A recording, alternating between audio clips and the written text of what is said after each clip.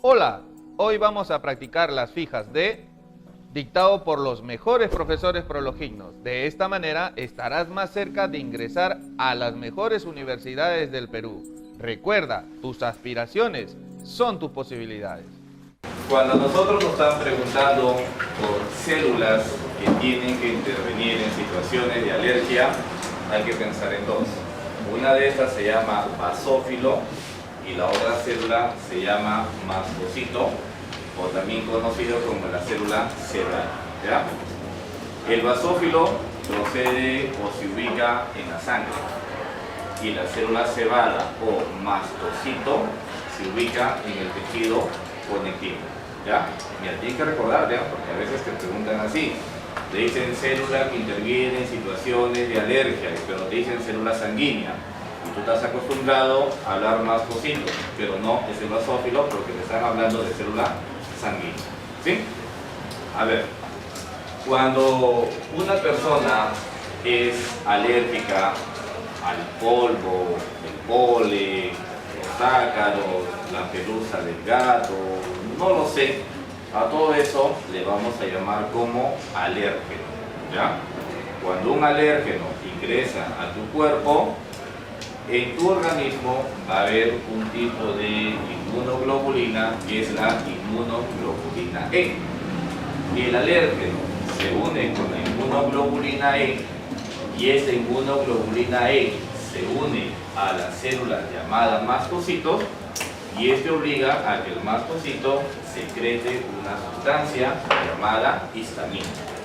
Y esa histamina es necesario para poder esa histamina es necesario porque se libera en situaciones de alergia, haciendo que tu vaso sanguíneo se dilate, haciendo que ingrese más sangre y sobre todo no puede llevar a la muerte. No sé si ustedes han visto cuando uno dice murió por alergia a un medicamento, es porque la glotis, una estructura en la vía respiratoria, esto se obstruyó y sobre todo dificultó el paso del aire. ¿Ya?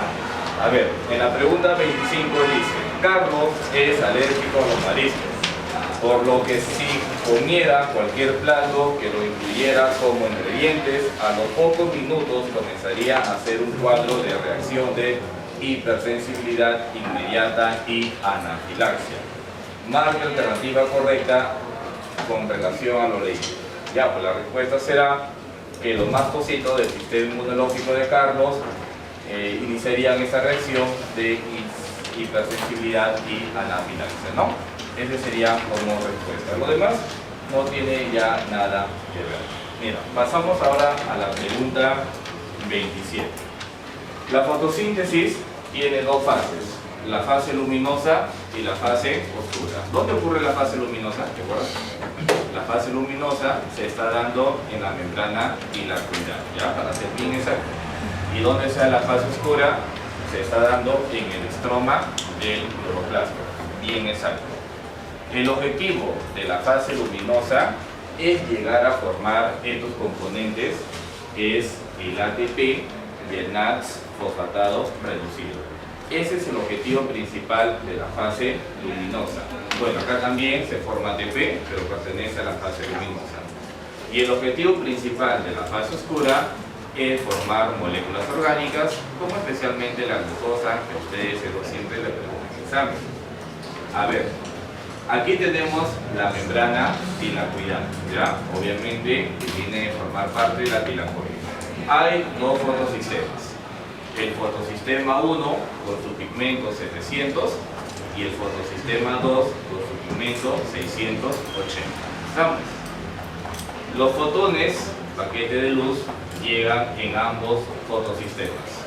Ocurre toda una reacción, que eso ya se explica en otro momento, pero se da como resultado que el fotosistema 2 elabora ATP y se libera oxígeno del fotosistema 2.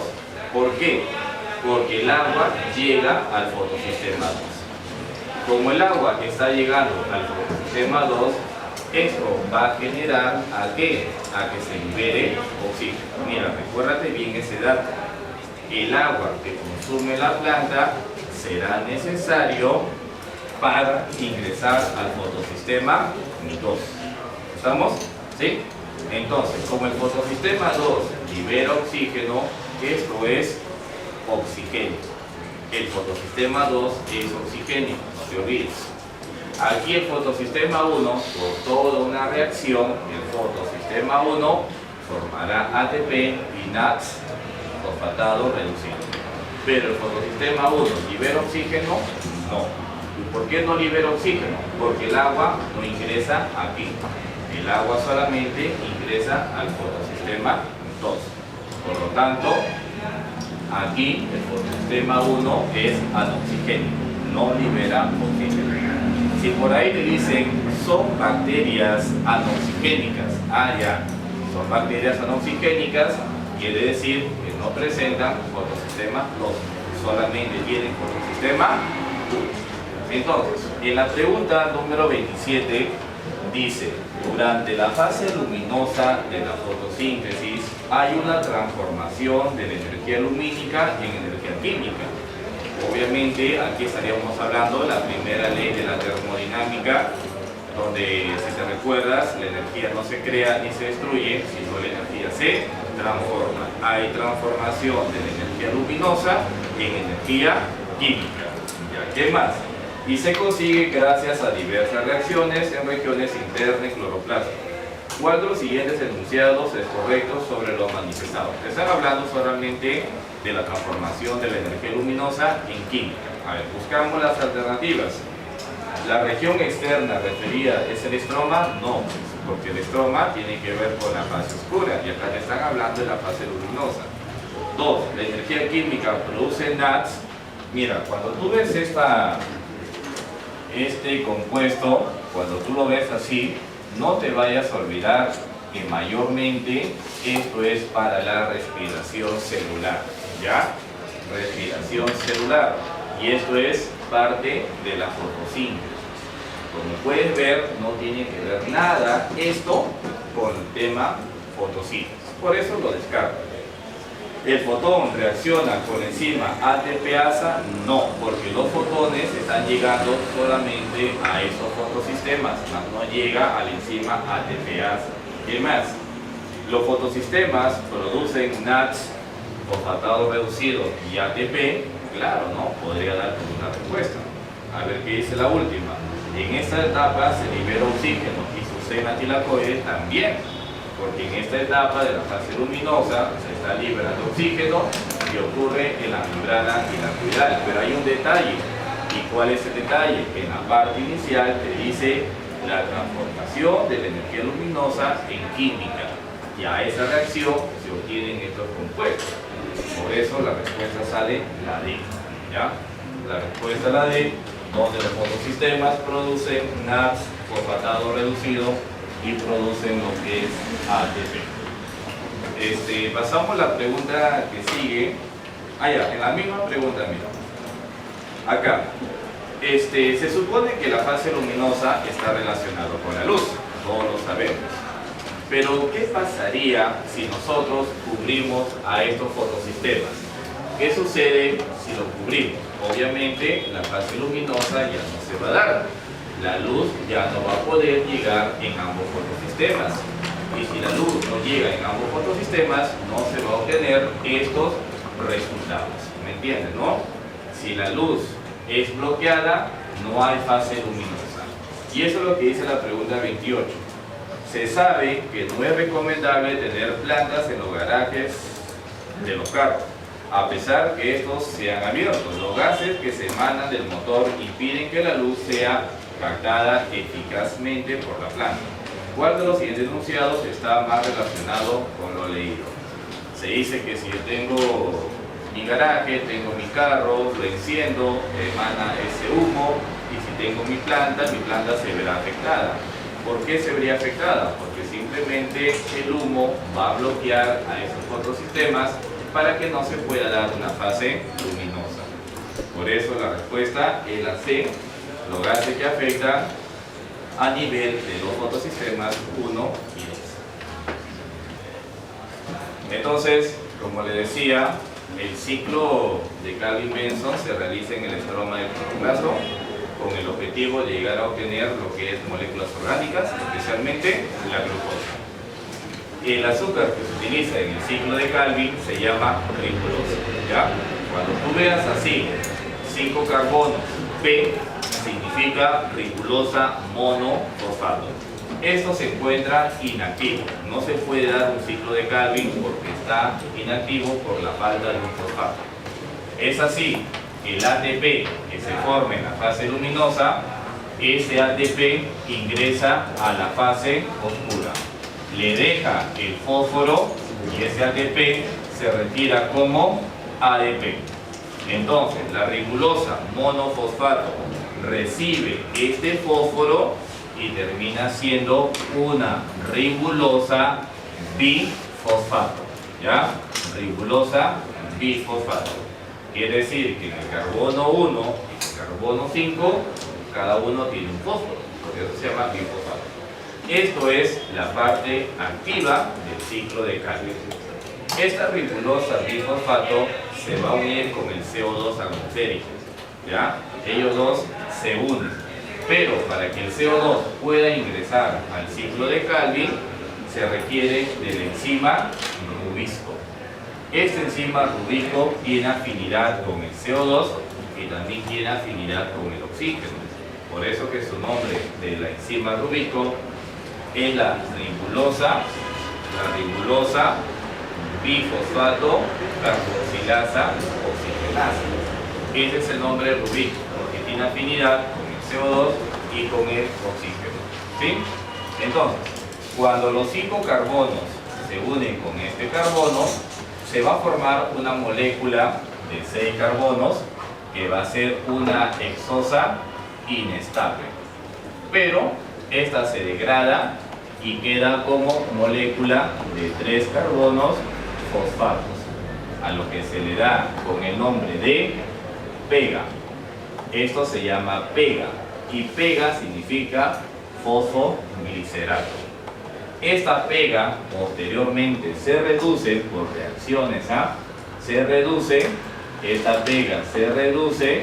¿Y cómo se reduce? Simplemente el NAD reducido de la fase luminosa ingresa acá, le deja los hidrógenos y se retira como NAD oxidado. Este pega recibe los hidrógenos y este pega se reduce, llamándose ahora como pegal, y el pegal es el fosfoglicerdaldehído. Una es fosfoglicerato y otro es fosfoglicerdaldehído. A partir, escucha bien, recuérdate esto, a partir del fosfoglicerdaldehído se van a sintetizar moléculas orgánicas, especialmente lo que nosotros queremos, a lo que nos preguntan en el examen, es por la glucosa. Ahora, aquí hay muchos datos más que agregarte.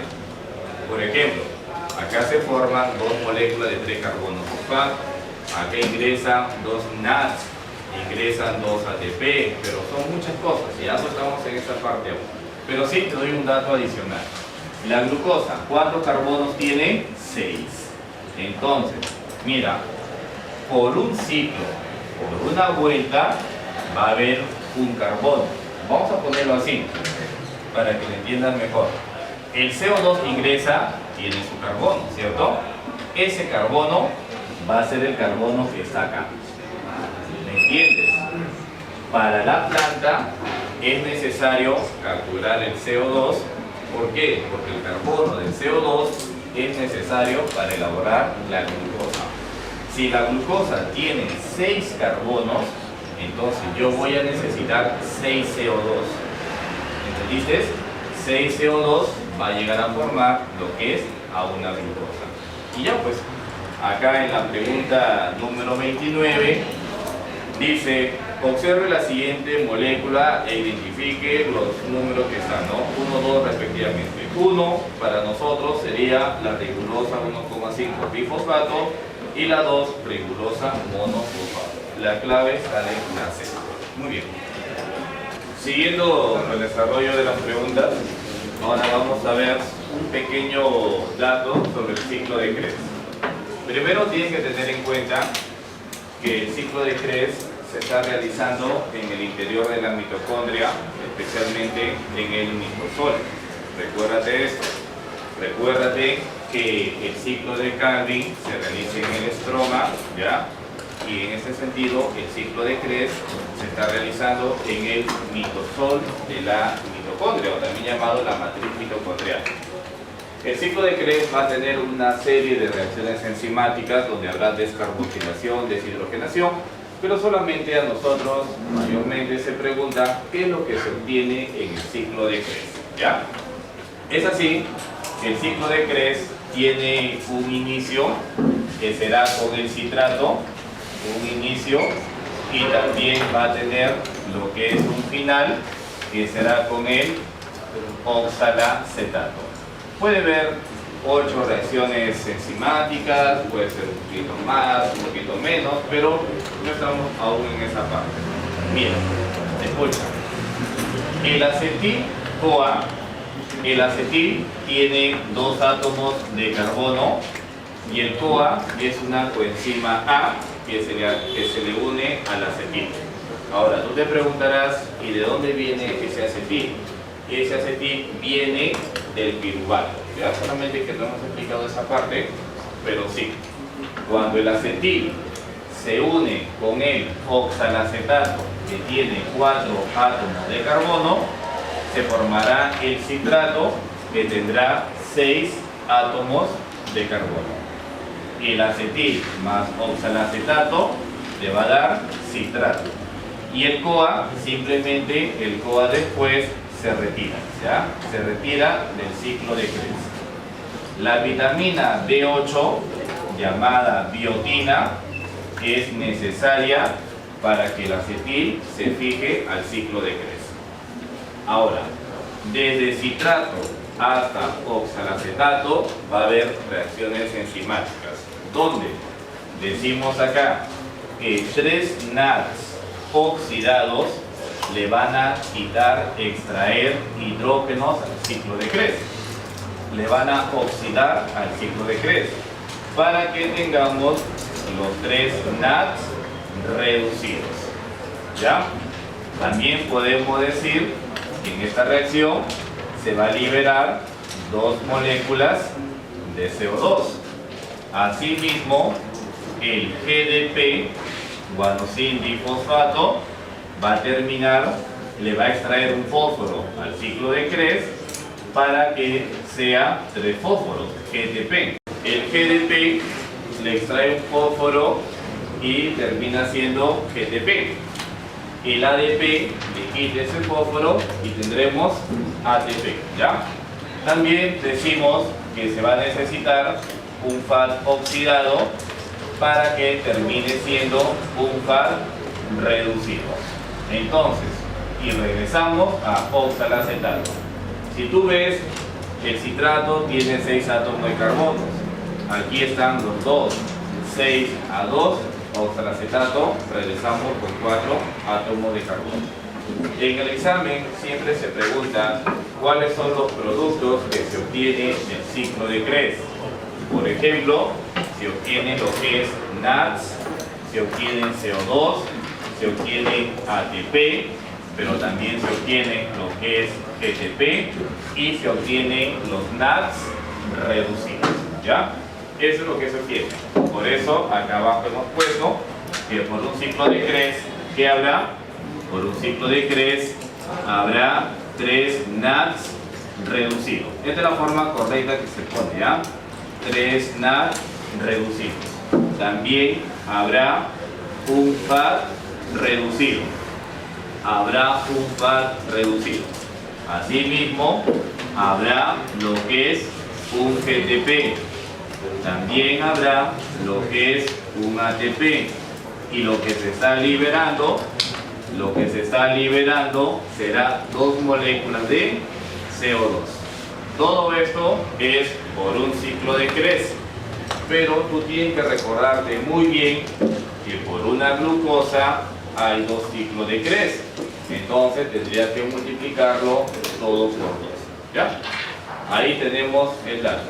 Por ello, en la pregunta número 31, en la 31 dice, bueno, nos están comentando sobre el NAD y el FAD y dice cuál sería la respuesta correcta.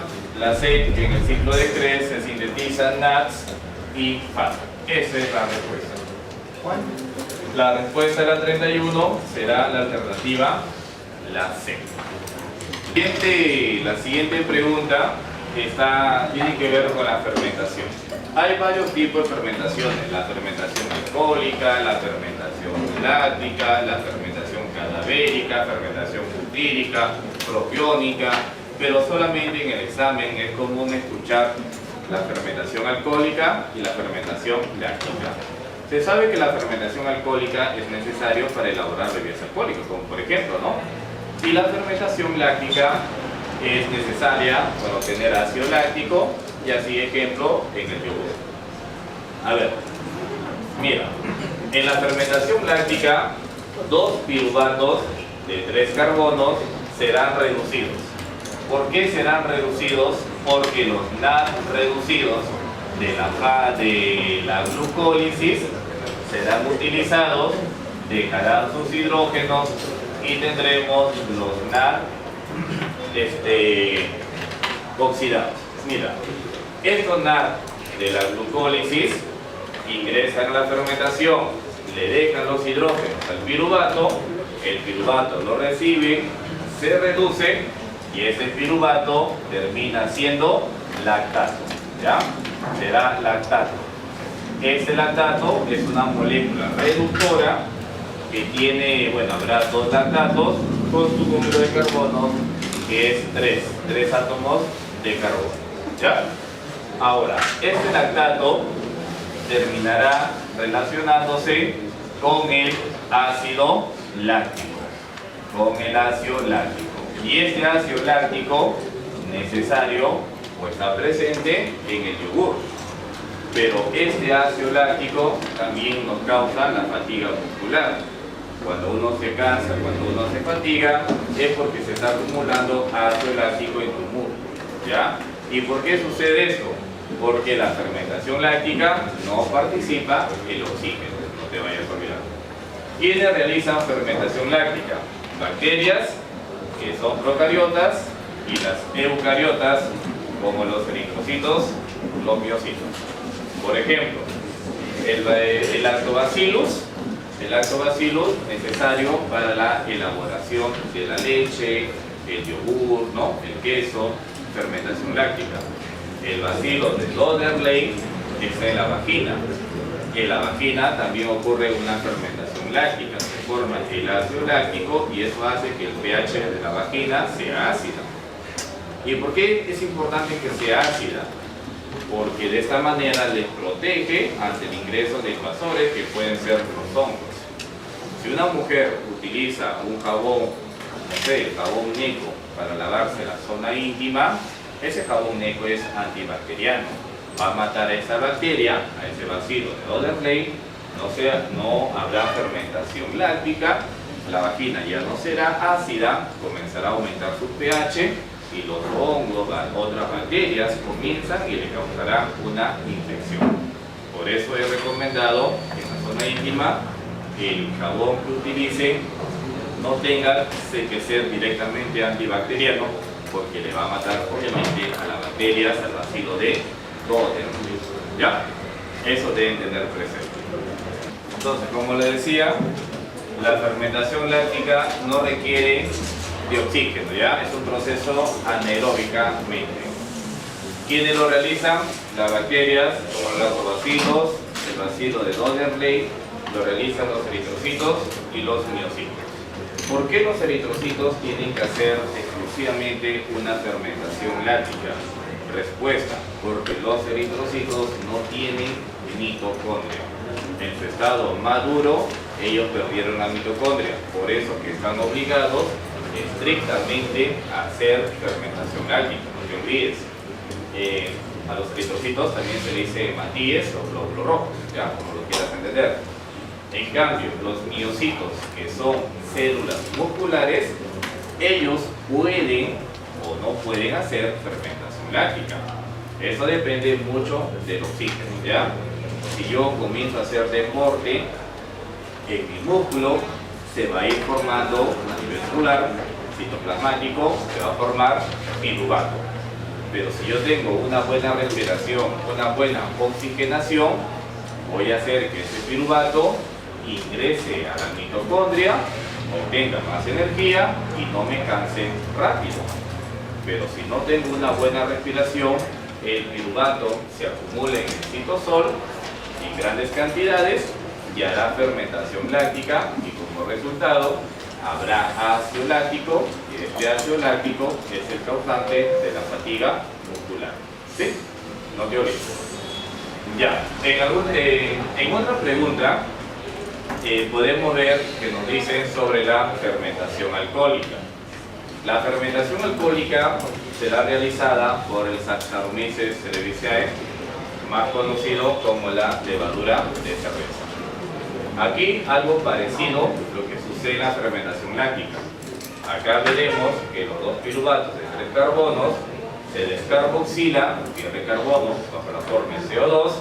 Asimismo, acá participa lo que es el NADS, participa el NADS reducido, lo va a dejar hidrógenos a ese compuesto que se va a ir formando para que se vaya como NAD oxidado. Se va como NAD oxidado. Entonces, mediante estas dos reacciones enzimáticas, el piruvato termina siendo etanol. El piruvato será etanol.